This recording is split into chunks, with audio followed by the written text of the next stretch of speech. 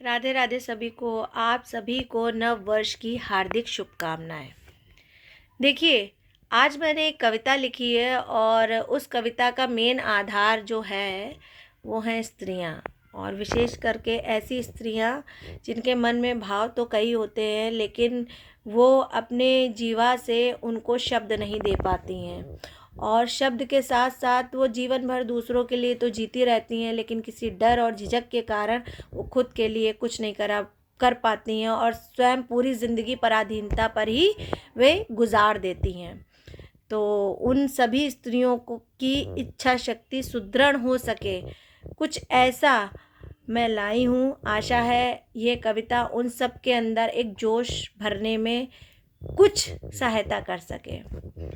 मत डरो अपनी बात कहने से, मत डरो अपनी बात कहने से, तिरस्कार करो मत भावनाओं का।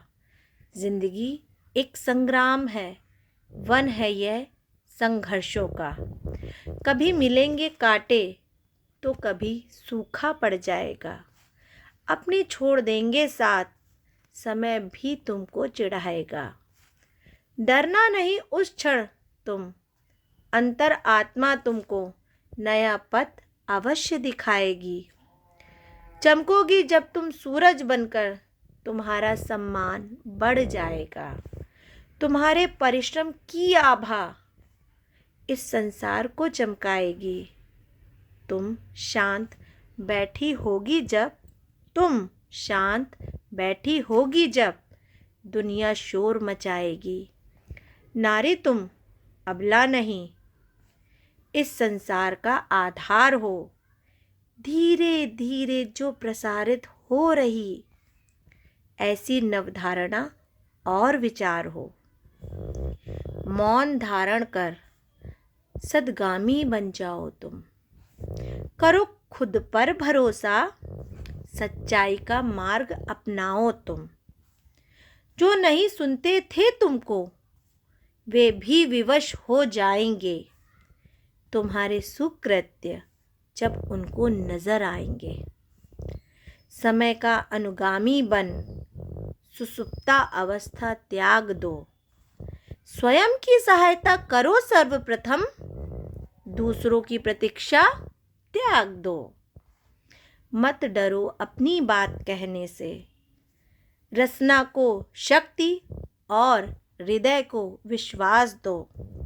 जीवन संघर्षों का मुक्ताहार है, परिश्रम सूत में पिरोकर इसको नया आधार दो।